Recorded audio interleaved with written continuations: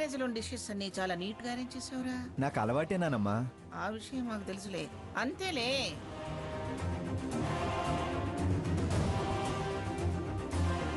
ఆ ప్లేట్ ఇలా ఇవ్వరా, అందటం లేదు. నువ్వు కూర్చొని వడ్డిస్తాలే. గ్రాని, నేను హ్యాండ్ వాష్ చేసుకుని వస్తాను. అలాగే. నానమ్మా, నేను కూడా హ్యాండ్ వాష్ చేసుకుని వస్తాను. అలాగేరా.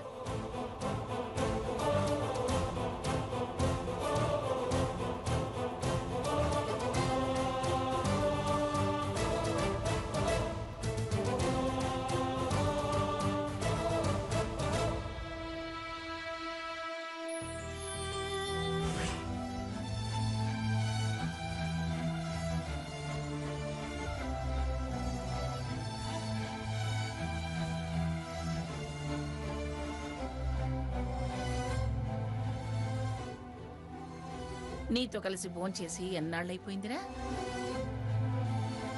అందుకేరా లంచ్ తీసుకొచ్చాను.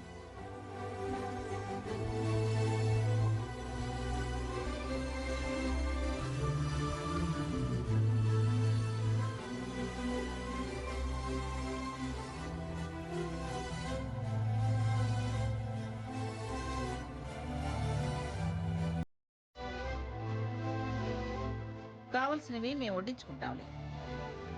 మేము తినేంత వరకు నువ్వెందుకు ఎదురుగా? పైగా ఆకలి మీద ఉన్నావు. ఇక్కడ చూస్తూ గుటకలు వేయటం ఎందుకు? మాకు కూడా అసహ్యంగా ఉంటుంది. వెళ్ళి ఏ క్యాంటీన్లో తిను. ప్లేట్ మీల్స్ 10 రూపీసే. పప్పు, సాంబారు, మజ్జిగ అన్నీ ఇస్తారు. వెళ్ళి బాగా మెక్కు.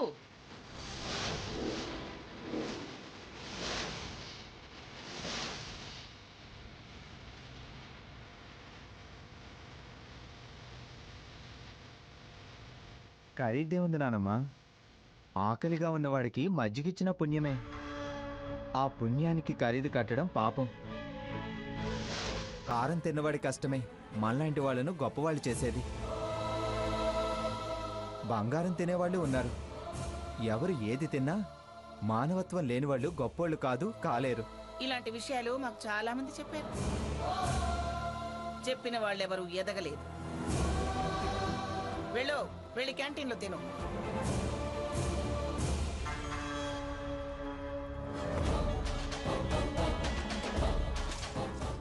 ఫీజులు ఎగిరిపోయాయి.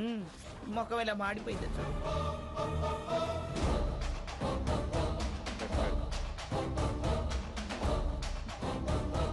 బాగుంది రోయ్.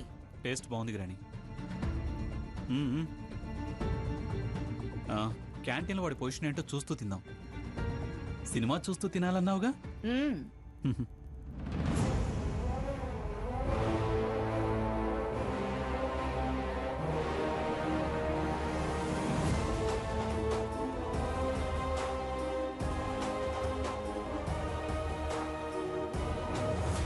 హలో సార్, మీరేంటి క్యాంటీన్లోకి వచ్చారు? మీ నాన్నమ్మ గారు క్యారేజ్ తెచ్చినట్టున్నారు. అది రోజు తినేదేగా బ్రదర్. చూడు వాడు ఎలా బిల్డప్ ఇస్తున్నాడు. శ్రమైక జీవనం మామైకమైనప్పుడు ఆ ఆనందం కడుపు నింపుతుంది అంటారు. ఆ సంతోషం షడ్రుచుల భోజనం కన్నా రుచిగా, తృప్తిగా ఉంటుంది అంటారు. క్యాంటీన్ టేస్ట్ ఎలా మెయింటైన్ చేస్తున్నారో, లంచ్ చేస్తూ మీ సాధక బాధకాలు ఎలా షేర్ చేసుకుంటున్నారో నేను మీతో కలిసి షేర్ చేసుకుందామని వచ్చాను. వాడు వసపిట్టరా, మాయ చేసి మాటలతో బతికేస్తాడు. ఆ చెత్త తిని బతకడమేనా? సార్, క్యాంటీన్ మీల్స్లో టేస్టే ఉంటుంది సార్. పేషెంట్ మీల్స్లా ఉంటుంది. మంచి మనసుతో మీరు వచ్చారు, అది తర్వాత ఉద్ధరిద్దురు కానీ మాతో లంచ్ షేర్ చేసుకోండి. సార్, గుత్తొంకాయ కూర సార్, తినండి. సార్, బీరకాయ కర్రీ సార్. సార్, ఆకుకూర పప్పు sir. Sir, aloo fry sir. Sir, నా చికెన్ సార్.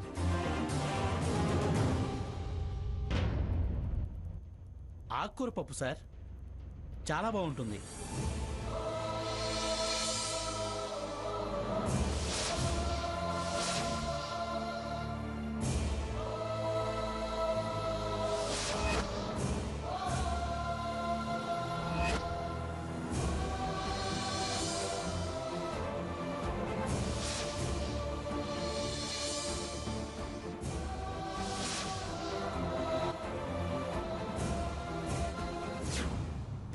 మేము తినేంత వరకు నువ్వెందుకు ఎదురుగా, పైగా ఆకలి మీద ఉన్నావు.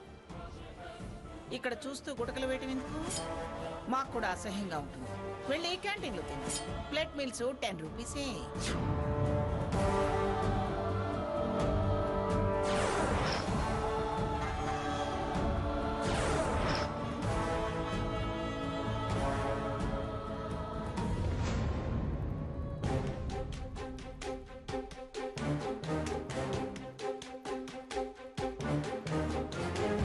అక్క, బావా లంచ్ చేసుంటాడు. ఒకసారి ఫోన్ చేసి వంటలు ఎలా ఉన్నాయో, ఏమన్నారో, తను ఎలా ఫీల్ అయ్యాడో ఒకసారి కనుక్కోరాదు? వద్దులేవే, అమ్మమ్మ గారు వాళ్ళు అక్కడే ఉన్నారు కదా. మీ ఆయన్ని నువ్వు అడగడానికి వాళ్ళ గురించి భయపడతావేంటి? రుచిగా ఉన్నాయని బావంటే కష్టపడి చేసిందానివి. నీకు తృప్తిగా ఉంటుంది కదా. నా మొగుడంటే అపార్థాలే కాని అర్థం చేసుకోడు. అర్థం చేసుకునే మొగుడున్నాక ఇలా సర్దుకుపోతావే?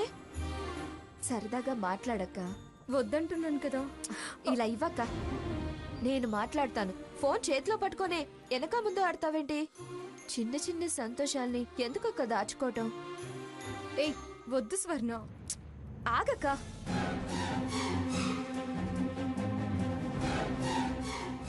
ఏయ్ వద్దే.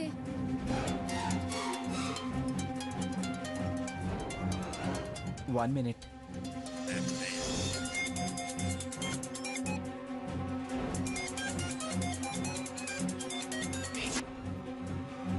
సీత, బావగారు, నేను స్వర్ణని.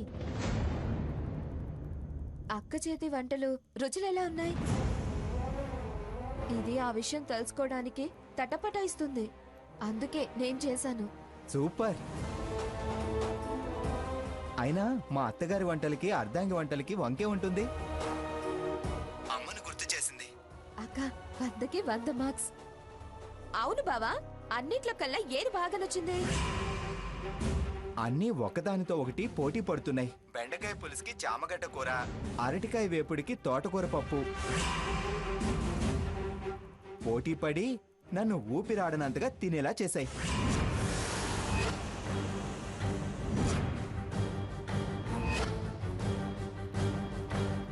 నాకు ఆయాసంగా ఉంది, మాట్లాడటమే కష్టంగా ఉంది. బాగా తినేసా.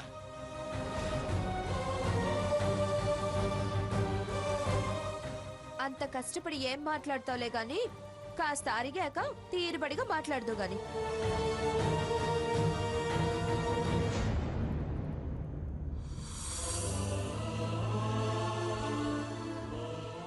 దీన్ని బట్టి అసలు ఆ పీఠాపురం మంగమ్మ గారు నీ చేతి వంటని బావ నోటికి చేరనివ్వలేదు. అది తేటతెల్లమైంది. అక్క, వాళ్ళు దుర్మార్గంగా ప్రవర్తిస్తే నువ్వు బాధపడతావే? ఇవాళ కాకపోతే ఆ తర్వాత జీవితాంతం నీ వంటేగా బావ తినేది. ఏం ఫీల్ అవ్వకు.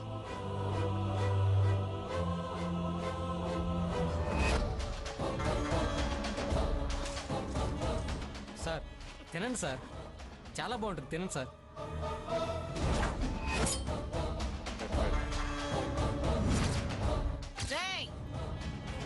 ఏమిట్రా ఇది? నేను ప్రేమగా మీ ఆవిడతో ఇష్టమైన వంటలు కష్టపడి చేయించుకొని వస్తే ఈ అడ్డమైన చెత్త తినబోతున్నావు? రాయుతలకి నోటి ముందు నా అన్నం వదిలేసి. ఏం పర్వాలేదు, అవన్నీ వాళ్ళ కడుపుకు తెచ్చుకున్నవేగా. వాళ్ళ కడుపు కొట్టి నువ్వు తింటే పాపం గాని వాళ్ళకి వదిలేస్తే ఏం పాపం లేదురా. నువ్వు పద. నానమ్మా, నువ్వు ఇంకేం మాట్లాడుకు, పద. వెళ్ళండి సార్. పద సాకేత్, రా.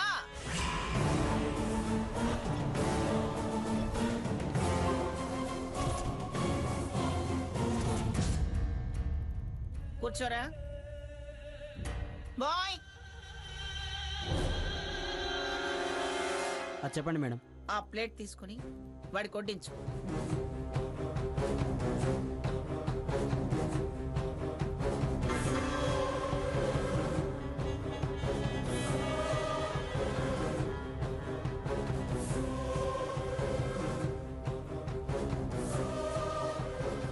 వద్దు వద్దు, చాలు. Sir chicken వేయమంటారా? వేయమంటారా అని అడుగుతావేరా? వేయ్. చాలు చాలు. తినరా.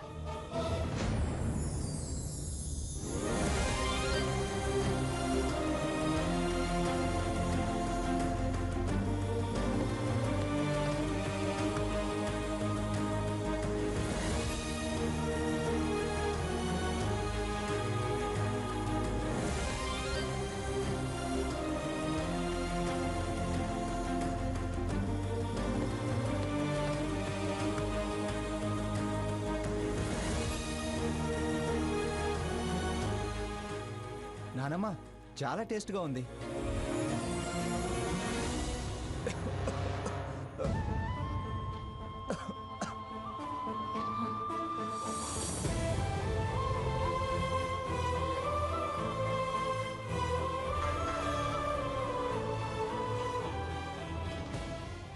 వడ్డించు. వడ్డించరా.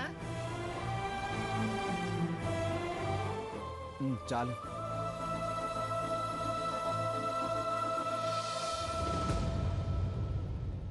ఎక్కడికి రా నువ్వు? రిసెప్షన్కి. ఏం అవసరం లేదు, కూర్చో. ఇవాళ నేర్చుకుని చాలే. ఒక్క నిమిషం నానమ్మ, ఇప్పుడే వస్తాను.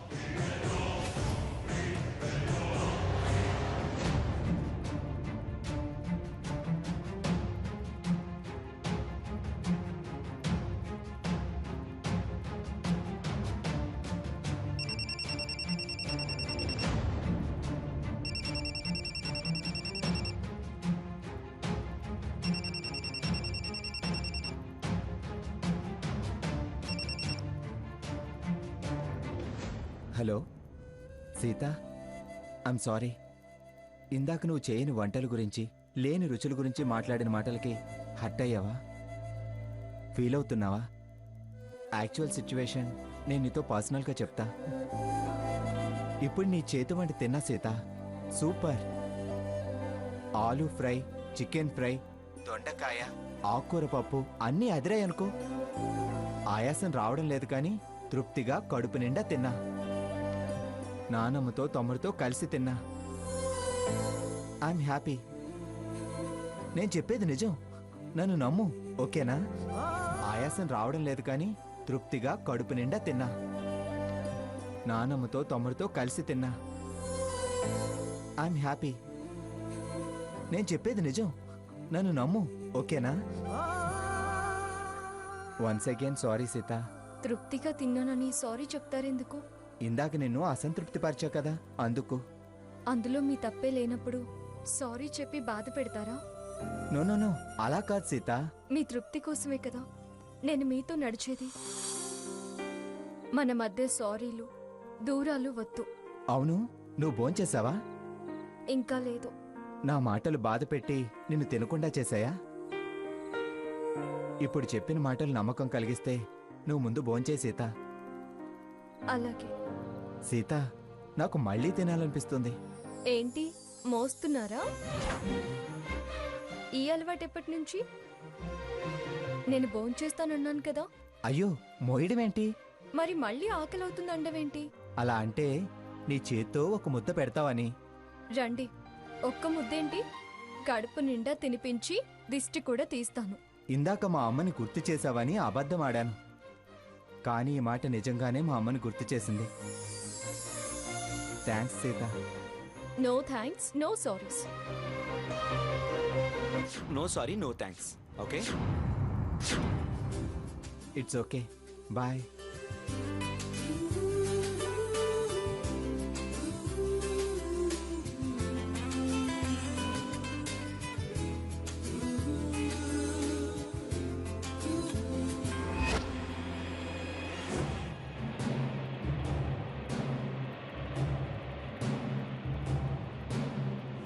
ఆఫీసు ఆఫీసు అంటూ ఆయన గారు తెగ సంబరపడిపోయి తొందరపడిపోయి ఆలు రాని వాడిని ఎక్కాలు చదవమన్నట్టు ఆరాటపడిపోయి వీడిని ఆఫీసుకు పంపించారు. పని నేర్చుకోమని వీడిని నువ్వు కుర్చీలో కూర్చోబెడితే వీడేమో లెక్చర్లు ఇస్తున్నాడు. ఇలా నోరదుపులో లేని వాళ్ళు పనేం చేస్తారా? కూసేదేదో వచ్చి చేసేదాన్ని చెడగొట్టినట్టుంది. సాకేత్, వీడికి పనే నేర్పుతావా, నువ్వు నీ పని చూసుకుంటావా? ఏం చేస్తాం గ్రాని? ఏలినాటి శని వెంటబడినట్టుంది.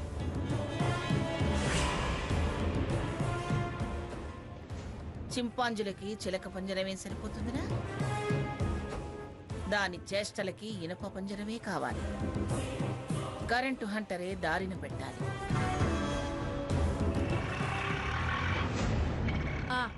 ఆ లెఫ్ట్ తీసుకో. బాబు ఇదే ఇల్లు. ఆ పాపు ఇక్కడే ఆపేసాయి.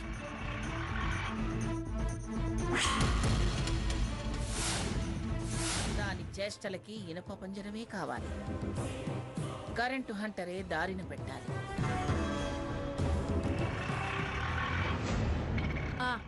ఆ లెఫ్ట్ తీసుకో. బాబు ఇదే ఇల్లు. ఆ పాపు ఇక్కడే ఆపేసాయి.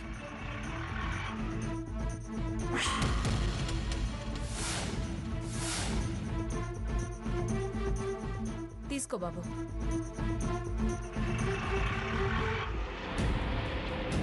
అవును గ్రాని, ప్రేమలు పిలుపులు అని వచ్చిన వాళ్ళకి పదవులు పనులు ఎందుకో? అదా రిటైర్డ్ జడ్జి గారిని అడగాలి. ఆయనే చెప్తారు. వాటాలకి మాటేసి మాయ మాటలు చెప్తున్నారు. నీకు విషయం తెలుసా? పొద్దున సారు ఛాలెంజ్ చేశాడు. నాకన్నా గొప్ప స్థాయికి ఎదగొచ్చట. ఆశ బాగానే ఉంది.